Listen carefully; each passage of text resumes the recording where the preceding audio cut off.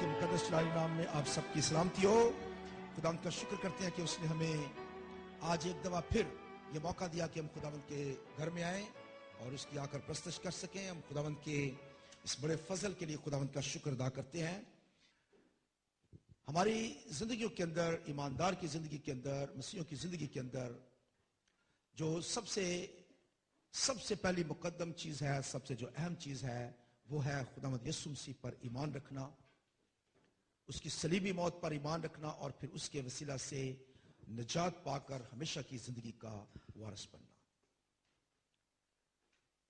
ہم اس دنیا کے اندر جو ہے، جیسے ہی ہم خداوند یسوع مسیح پر ایمان لے کر آتے ہیں اور ہم نجات پاتے ہیں، تو اس وقت ہماری ابدی زندگی جو ہے وہ سٹارٹ ہو جاتی ہے۔ ہم اسی وقت سے ابدیت میں جو ہے وہ داخل ہو جاتے ہیں۔ ہماری اٹرنل لائف جو ہے وہ اسی وقت سٹارٹ ہوتی ہے جب ہم خدا یسوع مسیح پر ایمان لا کر ہم نجات پاتے ہیں۔ ہماری اسی وقت سے ہم ابدیت میں جو ہے وہ داخل ہو جاتے ہیں، کیونکہ ہم کنٹینیوسلی اس کے بعد ہمیشہ خدا کے ساتھ ہم رہیں گے۔ لیکن ہمارے پاس اس نجات پانے کے وقت سے لے کر ہمیں ہمارا اس دنیا سے واپس جانے کے درمیان میں ایک عرصہ ہے جو ہمیں اس دنیا پر رہ کر گزارنا ہے۔ اور اگر یہ عرصہ جو ہم خداوند یسوع مسیح پر ایمان لانے سے، نجات پانے کے وسیلہ سے ہمیشہ کی زندگی کے وارث بننے، اور پھر ہم طبعی طور پر جو ہے وہ جب ہم سو جاتے ہیں خداوند میں، مر جاتے ہیں جب ہم، تو اس کے درمیان کا ایک ایسا عرصہ ہمارے پاس ہے جس میں ہمیں اس دنیا کے اندر رہنا ہے، اور اس دنیا کے اندر رہتے ہوئے ہمیں خداوند کے ساتھ ساتھ جو ہے وہ چلنا ہے۔ اور یہی سب سے بڑا مشکل کام ہے کہ اس دنیا کے اندر رہتے ہوئے ہم خداوند کے حکموں پر عمل کر سکیں، اس کے ساتھ ساتھ چل سکیں، اور ایک پاکیزہ اور ایک فتح مند زندگی جو ہے وہ ہم گزار سکیں۔ خداوند نے ہمارے لیے یہ وقت جو ہمارے پاس ہماری زندگی کے اندر ملتا ہے، ہمیں خداوند نے اس کے لیے پورا بھرپور طریقے سے اس کا ہمارے لیے بندوبست کیا ہے۔ اور خداوند یسوع مسیح نے آسمان پر جانے سے پہلے اپنی کلیسیا کے لیے، اپنے لوگوں کے لیے اس نے پاک روح کو اس دنیا میں بھیجا ہے، تاکہ ہم پاک روح کے وسیلہ سے یہ زندگی جو ہے یہ گزار سکیں۔ ہم خداوند یسوع مسیح پر ایمان لاتے ہیں، نجات پاتے ہیں، لیکن ایک فتح مند زندگی اس دنیا کے اندر گزارنے کے لیے، ایک بھرپور خوشحال زندگی گزارنے کے لیے ہمیں خدا کے پاک روح کی ضرورت ہے۔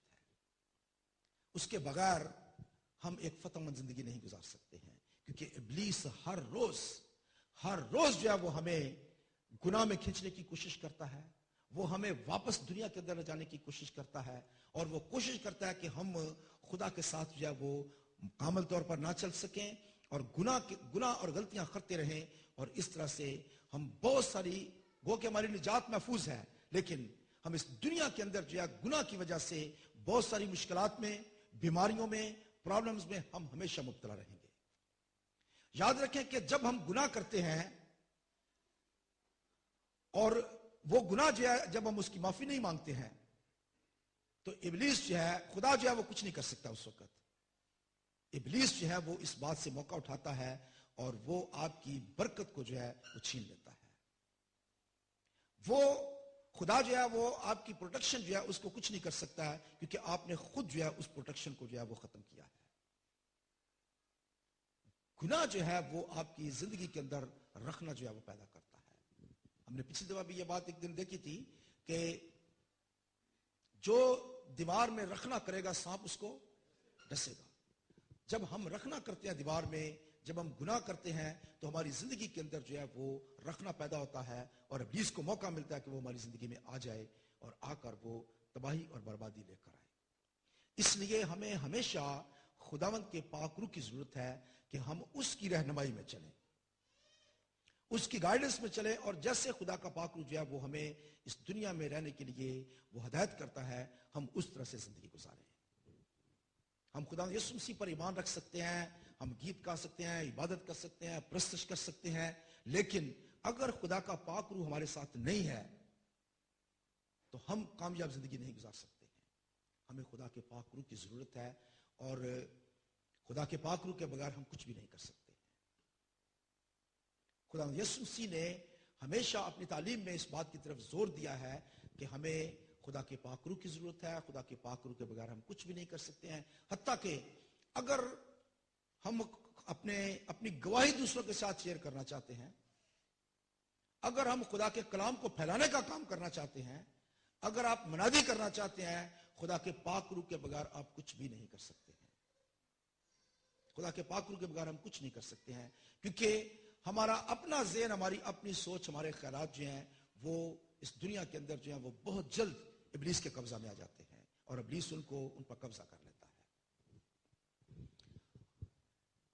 خدا کا پاک روح جو ہے یہ پرانے عہد نامے میں ہم دیکھ سکتے ہیں کہ یہ وقتاً فوقتاً خاص مقصد کے لیے خاص لوگوں کے ساتھ ہمیشہ رہا، اور ان کو ہدایت دیتا رہا، ان کو جس طرح سے ضرورت ہوتی تھی ان کی مدد کرتا رہا، اور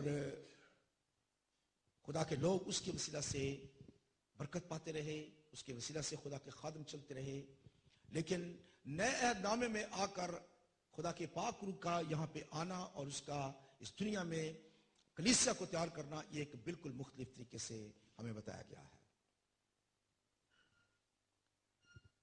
ہم خدا کے پاک روح کے لیے ہمیشہ تمنا اور اس کی خواہش رکھیں، اس کی آرزو رکھیں کہ خدا کا پاک روح جو ہے وہ میرے ساتھ رہے. یاد رکھیں کہ پاک روح جو ہے وہ کوئی ڈکٹیٹر نہیں ہے، اور نہ پاک روح جو ہے وہ زبردستی آپ کے ساتھ کرتا ہے. اگر آپ اس کو دعوت نہیں دیں گے وہ کبھی بھی آپ کے ساتھ نہیں آئے گا. خدا کا پاک روح جو ہے وہ پاک ہے، اور اس وقت تک آپ کے ساتھ نہیں وہ آ سکتا ہے جب تک آپ پاک نہیں ہیں. خدا کا پاک روح جو ہے وہ اگر آپ اس کو دعوت دیں گے تو وہ آپ کے ساتھ ضرور آئے گا. اب وہ بہت سارے لوگ جو ہیں وہ پاک روح کو ایک ہوا کے طور پر، ایک طاقت کے طور پر، ایک زور کے طور پر اس طرح سے اس کو سمجھتا ہے کہ پاک روح شاید کوئی قوت ہے جو ہمیں نظر نہیں آتی ہے.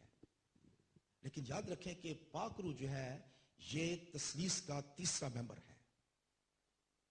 جس طرح سے باپ ہے، بیٹا ہے، اسی طرح سے پاک روح ہے. اور اگر آپ ان تینوں کو ایک جگہ پر نہیں رکھتے ہیں تو آپ خدا سے انکاری ہیں، اس سے منکر ہیں آپ. اگر آپ وہ تثلیث کے ایک ممبر پر بھی ایمان نہیں رکھتے ہیں تو آپ خدا پر ایمان نہیں رکھتے ہیں. کسی وقت اگر خدا نے چاہا تو میں آنے والے دنوں میں تثلیث کے اوپر جو ہے وہ آپ کو تعلیم دینے والا ہوں، تثلیث کے بارے میں، کیونکہ بہت سارے لوگوں کو اس کی سمجھ نہیں آتی ہے، نہ وہ سمجھ پاتے ہیں، اور اس طرح سے بہت ساری غلط فہمیوں کا وہ شکار جو ہے وہ رہتے ہیں.